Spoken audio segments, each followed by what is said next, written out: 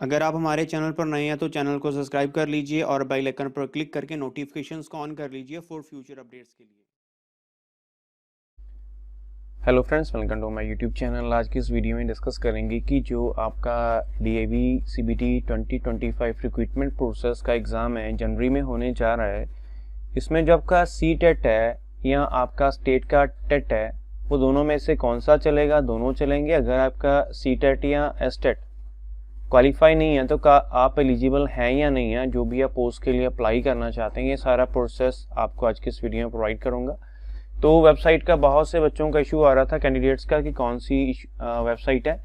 सो ये वेबसाइट अभी तक वेबसाइट पे इन्होंने नोटिफिकेशन ही अपडेट किया है। अगर आपको ऑफिशियल चाहिए तो आप हमारा टेलीग्राम ग्रुप ज्वाइन कर सकते हैं। सारे लिंक आपको हमारे सोशल मीडिया अकाउंट्स के वीडियो के डिस्क्रिप्शन में मिल जाएंगे। और ऐसी फर्दर अपडेट्स के लिए ज़रूर हमें ज्वाइन करिएगा, चैनल को भी सब्सक्राइब करिएगा अगर आप फर्स्ट टाइम विजिट कर रहे हैं। ऑलरेडी मैंने अपने यूट्यूब चैनल पे अपलोड किया हुआ है कि सैलरी इनकी कितनी रहेगी for teaching, non teaching, ministerial और जो आपकी पोस्ट रहेंगी एडहॉक या contract basis including guest teachers. और बहुत से बच्चों की क्यूरीज आ रही हैं कि सर ये जो CBT हमने पहले भी दिया था तो अब भी हमें देना पड़ेगा, बिकॉज सर्टिफिकेट जो है पैक सर्टिफिकेट उस पर लिखा हुआ कि मार्च 2025। इसका मैं आंसर आपको नेक्स्ट वीडियो में दूंगा। तो चलिए देखते हैं कि ये मैंडेटरी है या नहीं है। तो देखिए DAV CBT जो फिल करेंगे with STET। STET mean state का जो आपका टेट होता है। अगर हम जम्मू की बात करें, जम्मू का कोई टेट होता ही नहीं है, टीचर एलिजिबिलिटी टेस्ट। तो यहाँ पर सॉरी मुझे CTET करना था, दोनों में मैंने STET कर दिया। तो यहाँ पर चलिए मैं इसको क्लिक कर लेता हूँ। तो सबसे पहले देखिए इसमें जो आप पोस्टों के लिए अप्लाई करेंगे, सबसे पहले एंटिटी टीचर्स होते हैं, जो मदर टीचर्स हम बोलते हैं, जो प्री प्राइमरी विंग को टीच करते हैं। उसके बाद आपका यहाँ पर PRT टीचर्स होते हैं। PRT टीचर्स आपके जो हैं ये आपके होंगे क्लासेस 1 to 5 के बीच में। उसके बाद आपके TGT टीचर्स होते हैं। So next one is TGT जो है, ये आपके क्लासेस 6 to 8 को टीच करते हैं। और PGT आपको पता है 11th एंड 12th क्लासेस को टीच करते हैं। मिनिस्ट्रियल एंड अदर पोस्टें ये आपकी, जैसे इसमें आ गई क्लरिकल पोस्टें आ गई, एडमिन स्टाफ की आ गई। उसके बाद आपका रिसेप्शनिस्ट, स्टाफ नर्स हो गया, स्पेशल एजुकेटर, ये आपके मिनिस्ट्रियल में आएगा।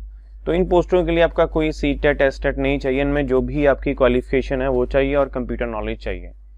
तो देखिए सबसे पहले मदर टीचर की बात करें, ये इनके पास DLED होता है, PTT इसको हम बोलते हैं। सो इनको अगर ये लेना है, पिछली बार तो ये परसुइंग में भी कर सकते थे। परसुइंग मतलब कि जो CTET है इन्होंने अगर दिया है, उसका रिजल्ट अवेटेड है, तो उसके लिए ये अप्लाई कर सकते हैं। अभी तो आपको पता है CTET का रिजल्ट आउट हो गया था और काफ़ी बच्चों ने क्वालिफाई किया था। लेकिन इस बार का जो CTET होगा आपका सितंबर एंड या अक्टूबर के मिड में आ जाएगा। इसका एग्ज़ाम आपका जनवरी में होता है। तो उसके लिए हमारे साथ जुड़े रहिए, जब भी आउट होगा नोटिफिकेशन मैं आपके साथ शेयर कर दूंगा। तो सबसे मेन देखिए एंटिटी और मदर टीचर के लिए जो CTET है इन्होंने कंपलसरी मांगा था पिछली बार, और जो अपीयरिंग में है वो भी इसमें दे सकते थे। आल्सो B.Ed इन्होंने जो कंप्यूटर वाले थे उनको अपीयरिंग में मांगा था, लेकिन अदर पोस्टों के लिए B.Ed कंपलसरी किया था। इस बार जो है उसमें भी आपका कंप्यूटर के लिए भी कंपलसरी है, इंक्लूडिंग CTET। तो यहाँ पर तो देखिए सबसे पहले इनके लिए कंपलसरी है ये। मदर टीचर के लिए भी आपका जो CTET होता है वो पेपर 1 का होता है, 4 क्लासेस 1 to 5। PRT के लिए भी आपका जिनका DLED होता है, अगर इन्होंने देना है पेपर 2, वैसे तो इनका PRT क्लासेस 1 to 5 होता है, लेकिन अगर फिलहाल फिर भी ये पेपर 2 देना चाहते हैं तो DLED आपको पता है क्लास 12th के बाद होती है। लेकिन इनको साथ में अगर ग्रेजुएशन हो तो ये दोनों पेपर दे सकते हैं। पेपर मीन्स CTET के पेपर 1 and 2। स्टेट का टेट है जो कई CBSE स्कूल्स मांगते भी हैं। अगर आपके पास स्टेट का टेट नहीं है तो CTET इनका मैंडेटरी है, वो आपके पास होना ही चाहिए। स्टेट के टेट को इतनी प्रेफरेंस नहीं देते ये जितना आपका CTET को देते हैं। तो मैं यही आपको प्रेफर करूँगा कि आप CTET ज़रूर दीजिए। और next one is our TGT posting. TGT post के लिए आपका यहाँ पर आप देख सकते हैं पेपर 2 है। पेपर 2 में आप देख सकते हैं यहाँ पर क्लासेस 6 to 8। TGT पोस्ट के लिए आपको पता है आपकी B.Ed है, तो इसके लिए आप क्लास 1 to 5 और 6 to 8 दोनों पेपर्स भी दे सकते हैं। और अगर आपने यहाँ डीएड में वैसे तो आपका पेपर 1 ही होता है, लेकिन जो बीएड होते हैं उनके लिए पेपर 2 ही होता है। अकॉर्डिंग टू सुप्रीम कोर्ट ने भी ऑर्डर पास कर दिए हैं कि आपका जो बीएड वाले हैं उनके लिए पेपर 2 ही होगा। लेकिन अगर ये डीएलएड वाले भी देना चाहें तो इनको डीएल के साथ ग्रेजुएशन भी होना चाहिए, तो ये दोनों पेपर दे सकते हैं।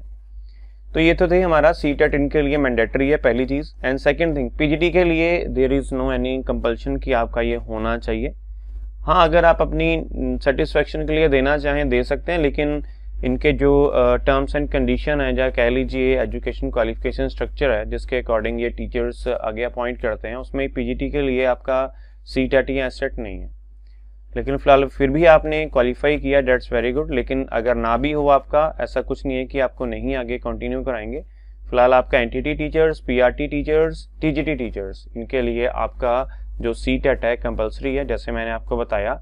एसटेट है जो आपका स्टेट का टेट है, उसमें इतना मैटर नहीं करता, बट आपका जो सीटेट है वो पास होना चाहिए, क्वालिफाई होना चाहिए।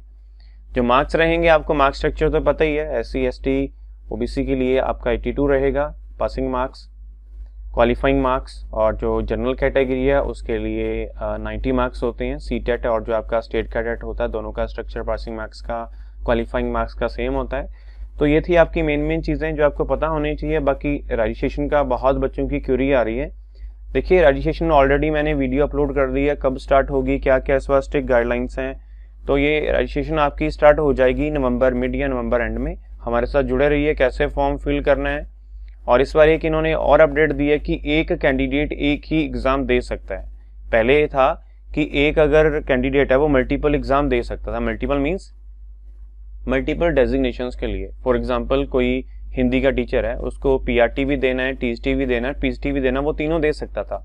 लेकिन इस बार इन्होंने एक नया ऐड ऑन कर दिया, बीच में नोट दे दिया कि एक कैंडिडेट एक ही आपका डेजिग्नेशन के लिए अप्लाई कर सकता है, या तो एनटीटी करे, पीआरटी करे, टीएसटी करे या पीजीटी करे।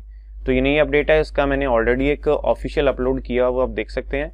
और ऐसी फर्दर वीडियोस के लिए ज़रूर हमें ज्वाइन करिएगा। फ्यूचर अपडेट्स के लिए जो भी नोटिफिकेशंस आते हैं, हमारा जो टेलीग्राम और व्हाट्सएप ग्रुप है उसको भी ज्वाइन करिएगा। बाकी कोई भी अदर क्यूरी या क्वेश्चन आपके माइंड में होता है वो आप कमेंट सेक्शन में ज़रूर करिएगा, और बाकी कैंडिडेट्स भी ज़रूर उनका रिप्लाई करिएगा। और नेक्स्ट जो वीडियो होगा उसमें मैं आपको बताऊंगा कि जो ऑलरेडी डीएवी में टीचर्स हैं जिन्होंने सीबीटी दिया था, वो आगे सीबीटी अगेन देंगे या नहीं देंगे, या वो सीबीटी उनका 3 इयर्स के लिए वैलिड रहेगा।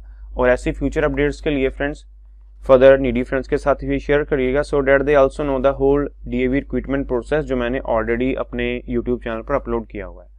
So thank you friends for watching this video and for your available time.